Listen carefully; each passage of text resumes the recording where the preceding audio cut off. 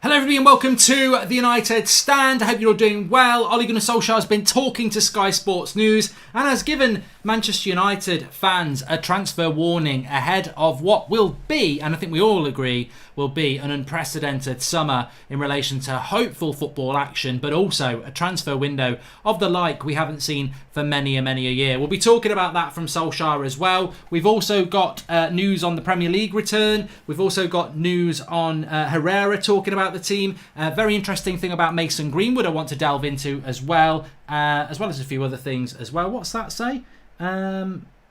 Goldbridge is gorgeous. I've been writing notes for myself again. That's not what it says, but we'll be talking about that. So with the lockdown, obviously there are no Ole Gunnar Solskjaer press conferences. So what's happened is there's no football either, but there are contracts and deals with Sky Sports and BT. So this is why you keep seeing these managers at home being interviewed by Sky Sports, and it was Solskjaer's turn again today.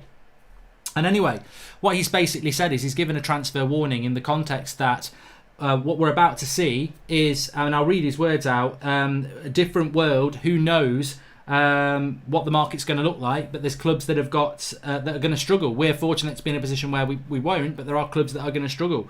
And he also said, and look, don't panic about this, he also said, I'm very happy with the squad that I've got. Now, I didn't really want to say that on the show tonight. He's happy with the squad that he's got, because that immediately will get people concerned that he is that he's happy with the squad that he's got, and he's laying the foundations to you lot with the whole happy with the squad I've got. Go back 10 years, Sir Alex Ferguson. There's no value in the market, that sort of a thing. So I have to say that that's what he said. I've got to say I've got an opinion on it, and when Ole Gunnar Solskjaer says he's happy with the squad, does that make me think we're not going to sign players? No, it doesn't. I think you could easily think that, and if you want to think that, that's fine. If you want to get panicky and negative, that's fine. But let's not forget, Ole Gunnar Solskjaer spoke on Sky Sports 2 or 3 weeks ago and said that we've got our targets and they're not going to change. 3 weeks later, he's saying, I'm happy with the squad that I've got. Now, you can take that you know, we're not going to sign anybody, and he can see a way forward with what we've got. Personally, I think what we've started to see over the last week, especially from Manchester United, is a change in tactic. Instead of saying, you know, we're rich enough to come through this, or we've got our targets and that's not going to change, you'd be foolish, I think, if you're popping down Tesco's or let's not be exclusive to Tesco's, Sainsbury's, Waitrose, Aldi, Lidl, anybody I've missed out, I'm including you as well. You're off down there, you've got £100 in your pocket, and you know what you want to buy. You want to get yourself a nice roast joint for the weekend, and whatever else you want to get, and you've got your £100 and you're going to spend it. But when you're on the way down there, you hear that, Sainsbury's might be going out of business, so they're selling off everything a little bit cheap. Are you going to still pay full price for it? Are you going to go, I've only got £40 now? You know, this is what United are doing. They're effectively not portraying themselves as, it's business as normal. We've still got the money we have. We've still got our targets. I think what they're doing is they're saying, hold on a minute. We might not be able to buy anybody here. And I think what they're doing is they're doing what the right thing is to do. They're not going to be held to ransom in a market where people are struggling. And they're not going to pay top dollar in a market that's deflated. So I think United will sign players in the transfer window as long as football comes back. I think if football doesn't come back to finish the season, we'll lose too much money. But if we complete the season, I think we will sign players. Yes, I do. And I don't think that Ole Gunnar Solskjaer saying, like he has done today, that he's happy with the squad, that it's going to be a challenging market and who knows what's going to happen. That doesn't change anything to me. It's just words. I mean, I'm sure he is happy with the team that he's got. Because let's not forget as well, this is not an end of the season chat. At the end of the season, Solskjaer could talk more openly about bringing players in. He's got potentially 9 games left to play. If he'd come out today and said, you know what, the squad's good, but I'd like to add 2 or 3 players to it, the squad thinks, is that me? Sod him then, I'm not going to be motivated. He's going to say he's happy with the squad now because they've got to come back and do a job for him in the final 9 games. We will be looking to bring players in. We know we need to bring players in. We know this project needs to bring players in. It's come from Woodward, it's come from Solskjaer in the past. That's not going to change. The only thing that will change United buying players in this market is the market itself and how much money we lose. That's all it's going to be. So I believe that Manchester United will sign players, and I'm not deterred or put off or concerned by Solskjaer saying he's happy with the squad and it'll be a challenging market or whatever he said. That doesn't bother me at all. He did also talk about a Premier League return, and he said that he's got a feeling and he's hoping we'll be back soon. Good, positive. I mean, look, we seem to talk about this every day, and I don't want to dwell on it too much because we've got quite a lot to talk about tonight. But I think that when Solskjaer says he's hopeful and thinks that we will be back soon, this is good news, because I think most footballers do want to come back and play, and I think most football clubs do want to come back and play. I think most managers and coaches want to come back and play. There'll be some who don't, and fine, don't come back. That's up to you. You make your decision based on the situation we're living in at the moment. But I think the vast majority do want to come back, and I think the vast majority of fans want to see football back, and that's why so many people are interested in the Bundesliga next week. Premier League meeting on Sunday, says Mariam. I've not heard it was on Sunday, I'd heard it was on Monday. Where is Andy Cole, says Alexa. Don't know, might be at home. Hopefully he's at home. Don't want him to be flouting lockdown rules. Obviously you can't say anything bad about the players publicly, says Sachin. Exactly. Next story, United want to sign Koulibaly and Ronaldo along with Sancho. The Daily Star, says Round. Yeah, I think we'll avoid that one. Harris says Pogba's one of the best midfielders in the world. There's a reason why Juve and Real Madrid want him. He's a World Cup winner and we are lucky to have him. I don't understand why people want him out, says Harris. Mate, you're going to open up a can of worms there, but I think it's a nice can of worms. I can answer this to you very simply. I agree with you. I think Pogba's a fantastic player. I think he's been inconsistent in a United shirt, and that's why people have doubts over him, which is fine. But I think the big problem with Pogba, why people don't like Pogba, and I think we all know it, and we should all own up to it. I like Pogba. I can't stand his agent. And I don't know how much Pogba feeds his agent. And it's that uncertainty. Pogba doesn't come out publicly enough and talk about Manchester United. His agent is constantly coming out talking about us in a bad way. Where does Pogba stand? It's that uncertainty about Pogba. I think it goes beyond the player. I think we all know Pogba's a great player. But the way he conducts himself frustrates certain people in the fan base. He frustrates me at times. I'm like, you are one of the most marketable players in the world, and you don't think it's a good idea to come out and, put your arm around United fans and talk openly and honestly about how you love the United. He doesn't do it. And then his agent's there constantly slagging us off. So that's the problem with Pogba. It's this whole, what do you want? What do you want, Paul? I think that's all anybody wants to know. What do you want? If you want to be here, then you've got a really bad agent, because that's not the perception some fans get. If you don't want to be here, why are you hiding away from that? Just say you don't want to be here, because we can move on. Ronaldo didn't want to be here and we moved on. So, yeah, I want Pogba to stay. He's a fantastic player, but the problem comes from the fact that there's so much uncertainty about it, and all you ever really hear is from Raiola, and it's normally negative. You won't be seeing 100 million transfers in a long time, says Ario Sarafis. I mean, that might be a good thing. That might be a good thing for the Premier League. I'm not going to deny that it won't be a good thing. What do you think with Ed still not looking for a director of football, says Kales. Well, we're already off the emailing list now, so I said what I said on Tuesday. We used to be on Manchester United's emailing list for all the news about all their public relations stuff, and we got took off because on Tuesday I said that the club's a joke not getting a director of football. So I think the club's a joke not getting a director of football. Hopefully it won't stop us winning things, but we need a director of football. We've needed a director of football for 6 years. Nothing's going to change that. The manager should not be in control of transfers, the team and everything else when it's Ole Gunnar Solskjaer, Michael Carrick and Mike Phelan. They need some help. There's nobody above them. It's Ed Woodward. We needed a director of football. We should have got a director of football. But Woodward doesn't want to relinquish control, is the rumour around the club. Can the mods that keeps timing me out for no reason please stop it, says Don. I think you probably are getting timed out for a reason, Don. You're either spamming or saying something horrible. What will the midfield look like after the transfer window, says Giacomo. I don't know. And season ticket extended stinks. Season ticket extended stinks. They ain't spending a penny until they get all the fans' money, says Sam Ferguson. I mean, that's interesting, Sam, isn't it? What's happening with the season tickets? We know if we come back from football that there won't be any fans there, so you've got to be getting a refund, surely. And we know if we start a new season, there might not be fans there either. So what's going on? What is going on with that? I don't think the club can be blamed for that, though, because they probably don't know themselves.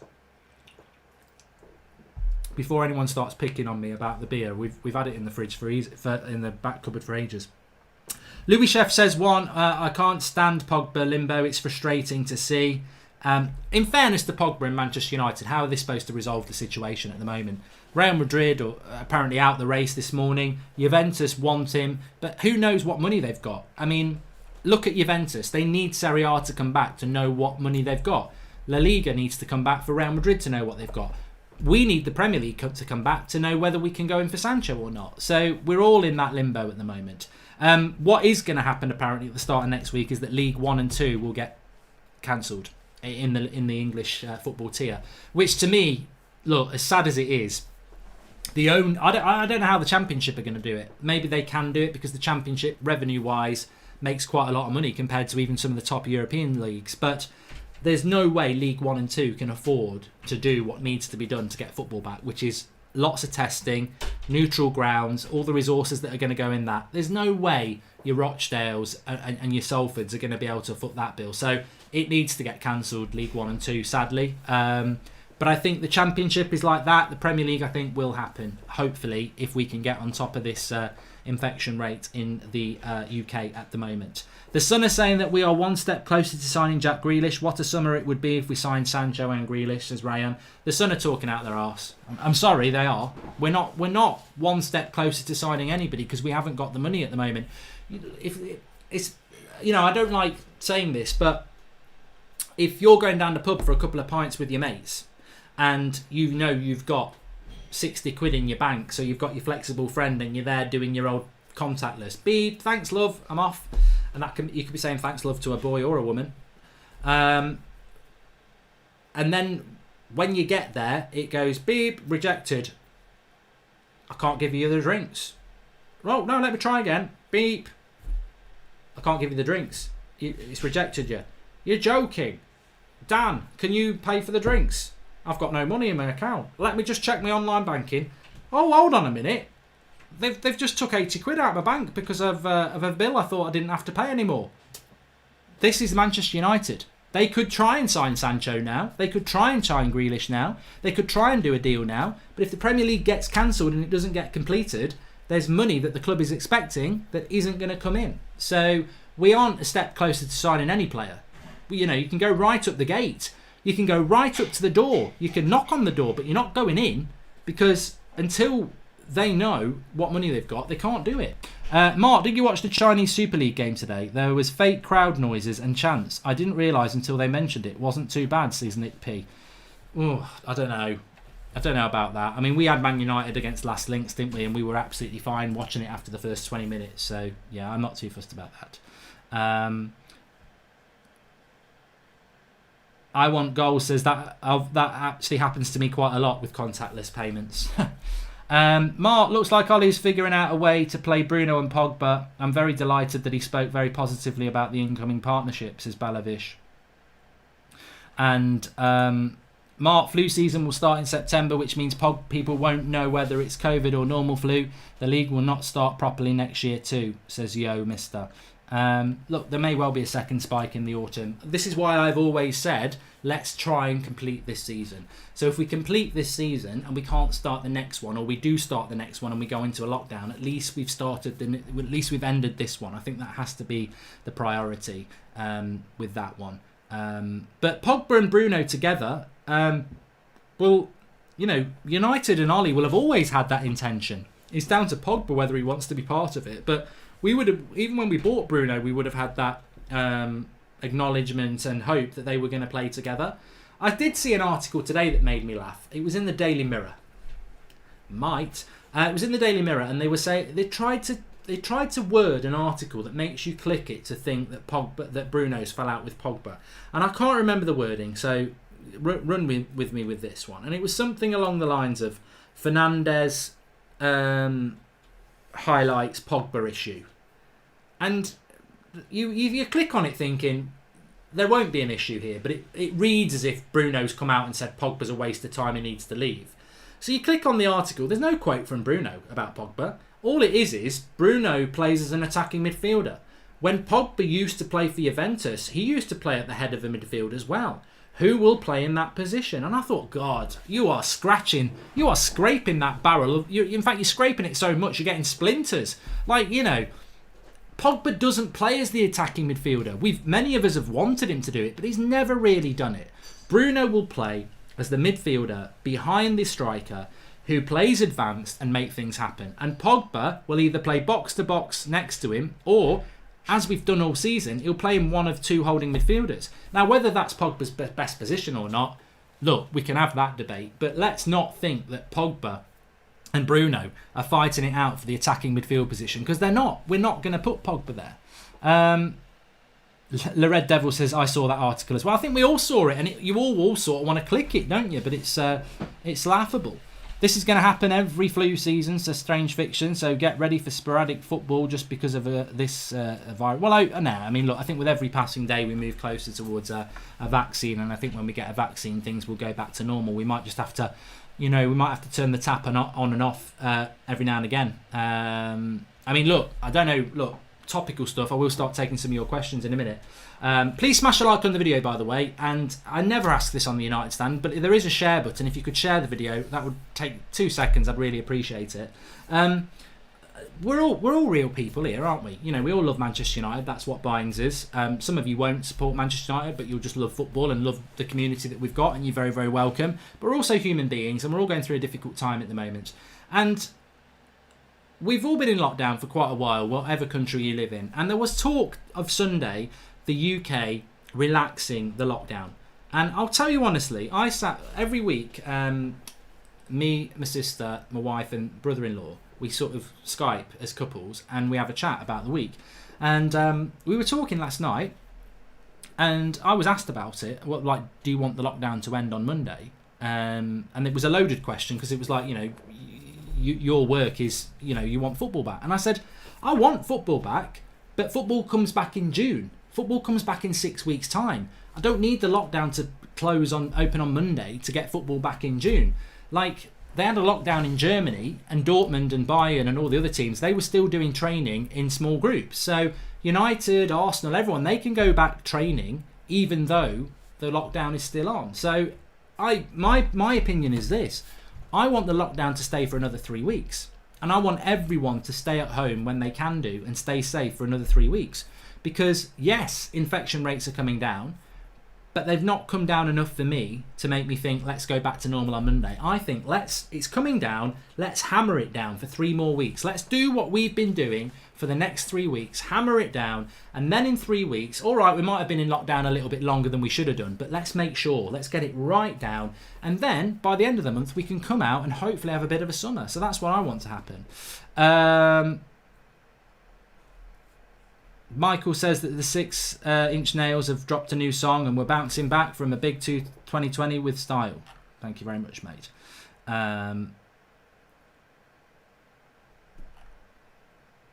Poch has his philosophy. Ollie doesn't. He just counters attacks, says Stephen D. I think we need to move on from Poch. And Sam Ferguson says some players are afraid to come back and play football. Well, they don't have to come back. They don't have to come back. This was really interesting. It was on the United Stand website. I shouted it out last night. If you're ever stuck around for stuff to read in the day, theunitedstand.com, really good articles, really good writers, not clickbaity, like there's actually some good substance to what they're saying on there. An article today that I didn't see on any major website, and it will probably be there tomorrow because they will watch this show or they'll go and find it on the website. Mason Greenwood, by Talent Scout, has been named the 3rd best teenager in the world. I mean, that's pretty plausible, I think. Mason Greenwood, I think he's had a great season, but Talent Scout, who basically, obviously their Talent Scout data analyst, have said that Mason Greenwood is the 3rd best teenager in the world at this moment in time. And I think that's great. I think it's absolutely great. And it's a shame Zayn Miasi's not here tonight because I did have this, I was waiting for him to do a super chat so I knew he was here. Zayn, Martinelli, 6th. Mason Greenwood, 3rd. The top 3, for anybody who's interested, Mason Greenwood was number 3, Camavinga at number 2, and Cherky at Lyon, number 3, as number 1. But good company for him and very happy about it. With our team, we shouldn't lose a game coming back, says Michael Rivera. I agree with you, Michael. I think we're going to bounce back from this when football comes back and play very, very well. As fans, it's embarrassing that some of us buy into the media-driven agenda of Rashford versus Martial and Pogba versus Bruno. We're all better than that and need to focus on what's good for us as a team, says Joe and Daniel. It's interesting you mentioned Rashford versus Martial because I know I could tweet... I could say this tonight. Martial versus Rashford, talent versus determination. And I could put that out as a tweet and watch what happens. I might do it as a little bit of experiment for us. I'll tweet it out at about 10 o'clock tonight. So check out the replies on Twitter. Twitter's my new thing. It's trying to be no, it's not a joke. So I'm going to tweet out Martial versus Rashford, talent versus determination. And you watch what happens in the live comments. I'll get a load of hate from Rashford haters, Rashford lovers, and I'll get a load of love from Martial lovers. Because it's bollocks. I don't believe that. It's absolutely bollocks. They're two players. They're two of my favourite players at Manchester United, and we shouldn't be comparing them. I don't think Liverpool do it with Salah and Mane. Maybe they do, but it's stupid because they're both wearing the same shirt, and their success makes us more successful. And we're the same with Bruno and Pogba. Look, I totally get that we're all going to learn. We're all probably, the vast majority of us are going to warm towards Bruno because he hasn't got an agent that slags us off. So, you know, Bruno's the more likeable person, but Pogba should look at that and go, marketing wise, am I doing the right thing? You know, if I'm staying at Manchester United, I need to make Manchester United fans love me. Why am I not doing more of the things that make Manchester United love me off the pitch? Pogba needs to sign a new contract or leave, says Michael Jones. I do agree with you on that one. And Koulibaly close to Liverpool mark, says Suganti. I think Koulibaly and Van Dijk would make them a very, very good team. They're already a very good team. But whether that's going to happen or not, I don't know. Ander Herrera, I want to talk about him. I mean, look, I was very, very, very sad when Ander Herrera left. And it sort of kicked off, didn't it, around this time of year, a year ago. I never forget tweeting about it. United have made a massive mistake letting Herrera go. And I remember Rance tweeting me back and we got into a bit of an argument on Twitter. And what Rance was basically saying is, I'm not bothered about Herrera going because there's better players than him out there. And my argument was, I don't want Herrera to go because he bleeds Manchester United and he loves Manchester United and he's been our most important player in them first 3 months. When Ollie came in, that winning run we went on, as soon as Herrera got injured, that run stopped. I thought Herrera was massively important to United. I know for a fact that Solskjaer desperately wanted to keep him, but Herrera had already decided he was off before Ollie came in because he was pissed off with the club on how they dealt with his contract and let it run down. He felt underappreciated, and PSG said, we'll pay you this money, and he was like, I'm off. He was pissed off. And I said to Rance, there are better midfielders out there than Herrera, but the point is, I don't think we'll replace him. And we didn't. We let Ander Herrera... I mean, this is the brilliant...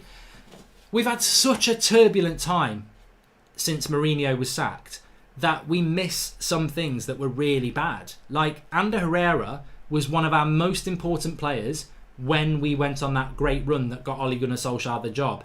Herrera left and then we didn't replace him. Like, we didn't replace Ander Herrera. We were worse coming into this season than we were when Ollie took over the job, really. All right, Wan-Bissaka made us better, Harry Maguire made, but in the midfield, we were weaker, and it was a really big mistake. But Herrera's been talking, because in the past, he basically came out and said, United's run like a business and not a football club. And what he's come out and said now is that I don't hold any grudge against the club. I wasn't happy at the time, but I don't wish the business side of it any problems. And he has said that if they keep doing what they're doing now, then I can see a way back for Manchester United. And what he's basically saying is that recent transfer strategy has been good, talking about like Wan-Bissaka and Bruno. And I think Ander is right. And I don't want Ander Herrera back at the club now. I mean, he was he 30 anyway, and he's lost a year. He never should have been allowed to leave in the first place. But I do think he's right in what he's saying. I think that United in the last year, there has been a change in what we're doing in the transfer window, and I think a lot of that comes down to Solskjaer and his team around him. He's just got to try and keep control away from Woodward, because we have been... I mean, look, also, you've got to acknowledge that Woodward's had a part to play in it, of course. He's made so many mistakes. He's finally realised the right way to do it, I suppose. Any ideas on how to take care of your mental health during this time? Also, Koulibaly will go to City, says Carson Badley. I do think that... Koulibaly could go to City. In relation to your mental health, Carson, you've done exactly the right thing there. The most important thing is that you talk and you are open about it, and you speak to family, friends, whoever it is, but don't keep it bottled up. That's the most important thing. And also to acknowledge that it's okay not to be okay, which is such a cliche saying because a lot of people use it, but it actually is factually true. It's okay not to be okay. And it's also, in this time of lockdown, everybody's going to find things difficult. Of course they are. It's natural. So you're doing the right thing by talking about it. Thanks for the contribution, PMV Patrick. And Mojo says 8th of May, Sir Alex Ferguson announced his retirement 7 years to the date. Yeah, I did mention that on the show this morning. I'm not being negative. Exercise is very good. Doubting Thomas is right. It's very difficult to get motivated to exercise at the moment. I was doing quite a lot of exercise before lockdown, but it's difficult when you know you've got that barrier of one walk a day. And I've never really been that great at exercising within their home. Who's the better centre back? Says BJM Masiga. Is it Lindelof or Eric Bailly? I think Eric Bailly suits Maguire better because of the speed, but can he stay fit? I like Lindelof. I really do like Lindelof. I'm not a Lindelof hater by any means. I really do like Lindelof, but let's be honest, I don't think Lindelof and Maguire as a pair work. You can just... And I think, you've got to be that ruthless. You've got to be that aggressive. And going back to Koulibaly, if Koulibaly goes to City, he's playing with Laporte if he stays fit. Koulibaly goes to Van Dijk, he's going to play with Van Dijk. Goes to Liverpool, he's going to play with Van Dijk. That's if Klopp gets Koulibaly, that's ruthless. How many goals do you think they're going to concede with Robertson, Koulibaly, Van Dijk, Trent Alexander-Arnold and Alisson? Not many. Like, that is a Champions League winning team, a Premier League winning team probably, adding a centre-back to make them even better. That's ruthless, that's aggressive, that's what you need to be. And that's why when I look at Manchester United, you can't carry people. And I'm not saying we're carrying Lindelof or Maguire, we're not. But what I'm saying is Lindelof and Maguire are not a Premier League winning centre-back pairing for the simple reason they're both very, very good. You could even say they're both top-class defenders. I've not got a problem with that. But they don't complement each other enough. There will be times in a season where both their weakness gets exploited. Lack of pace. And you need it. Harry Maguire was saying in an interview today, I think, or yesterday, who's your dream centre-back partner? I think he said Rio Ferdinand. I wonder why. Rio Ferdinand is fast. And Harry Maguire, I used to play centre-back. I played centre-back for the school, and I played centre-back for a Saturday team, and I played centre-back for a Sunday team. And in one particular season, when I was 16, I played with 3 different centre-backs for each team. My favourite centre-back to play with was the school team, because he was taller than me, and he was quicker than me. And I knew if a ball went over the top, there weren't many people quicker than him.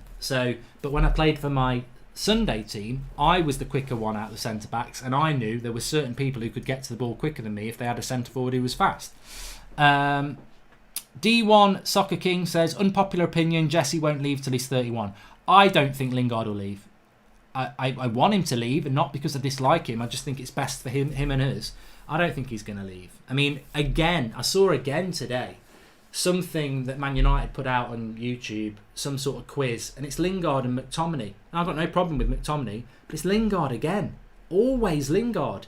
He must email the bloody United admin every morning. You got anything I can do? Any social media stuff? I mean, I'm joking. I'm absolutely joking there. This channel does have a bit of a laugh.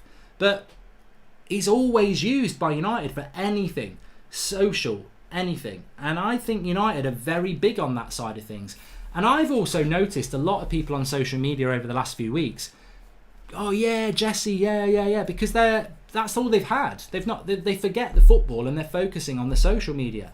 And the reality is, off the pitch, Lingard's world class. He's brilliant at the brand Lingard, the fun time Lingard, the social media winning Lingard. On the pitch, he's not a winner, but United and Lingard are fully aware of that.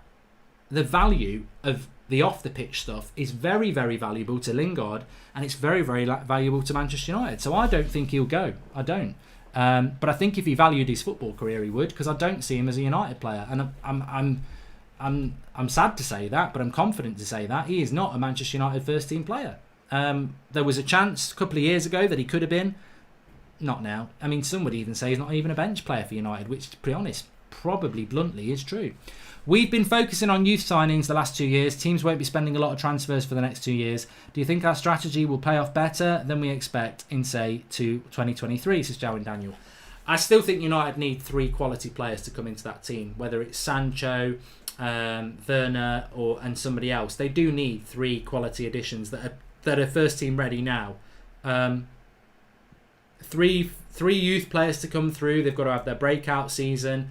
They've got to have their second season, and then they've got to have their third and fourth season before they probably find the consistency and maturity. So I still think, regardless of the young players we've got coming forward, we do need to bring 3 first team ready players in at some point as ASAP to start challenging. Because Mason Greenwood's not ready yet. Mason Greenwood won't be ready next season. Even if he scores 30 goals next year, he's not the complete Mason Greenwood. Mason Greenwood's probably maybe 3 or 4 years off being the complete player. He'll still be brilliant, but he's on a development. I mean, Rashford's not the complete player yet. So, yeah, we do need 3 or 4 first team players.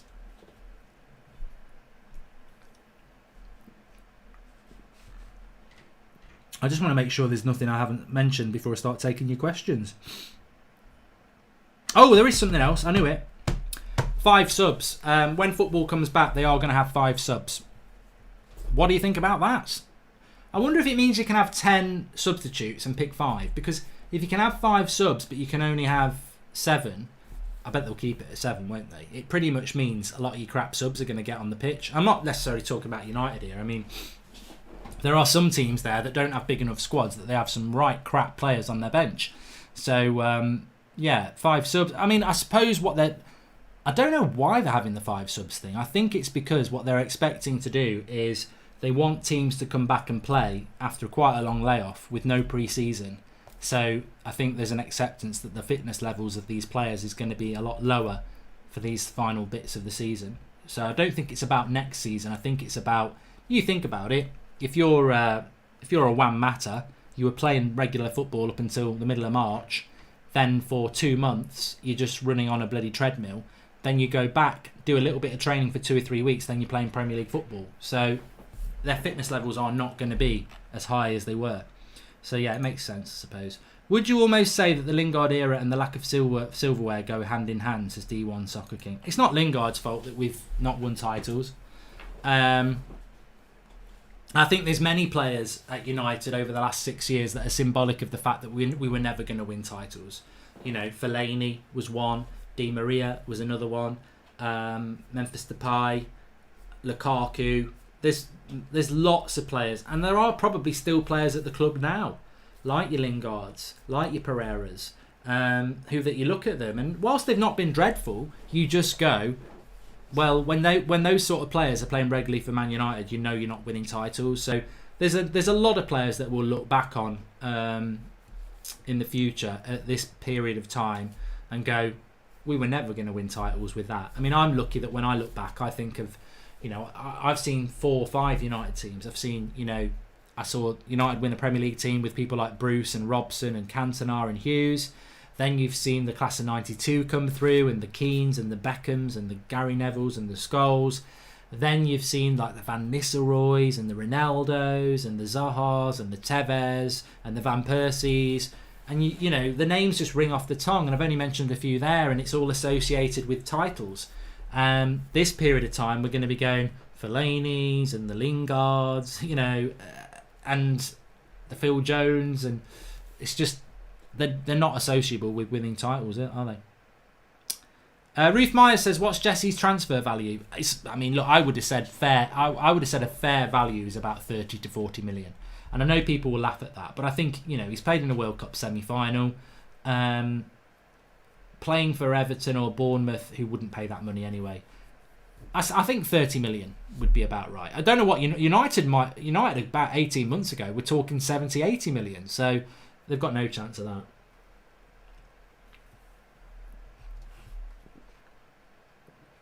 Do I think we can get Ruben Neves from Wolves? No. And Junan Hassan says, on the board, all on the board. We signed the wrong players, then extended the contracts of them players. A big mess. Ollie's trying to get us out of it. The next manager will be in good hands. I mean, look, we don't know how long Ole Gunnar Solskjaer is going to be in the job for, do we? I think he's going to be here for at least the next year or two. And I think that whoever comes in, hopefully, or if Ollie stays, it will just gradually get better, because I think you're absolutely right there.